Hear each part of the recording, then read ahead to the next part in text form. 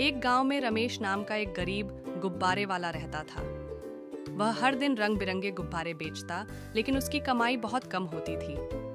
गांव के बच्चे उसके गुब्बारे पसंद तो करते थे, लेकिन कभी-कभी उसके गुब्बारे न बिकने के कारण उसे भूखा रहना पड़ता था। एक दिन जब रमेश जंगल से गुजर रहा था, तो उसने एक घायल तोते को देखा। वह तोता बहुत सुंदर था और पंख सुनहरे रंग के थे।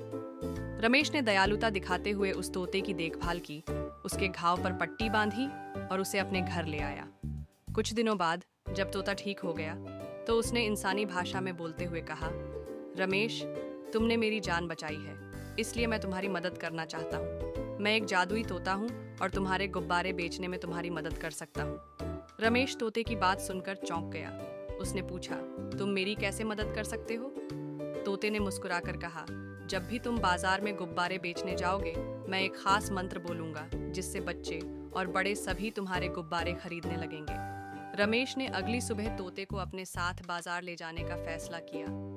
जैसे ही उसने गुब्बारे बेचना शुरू किया, तोते ने जोर से कहा, यह सिर्फ गुब्बारे नहीं हैं, ये खुशियाँ हैं। जो भी इसे खरीदेगा, वह दिन भर खुश रहेगा। ये सुनकर गांव के सभी लोग उत्साहित हो गए।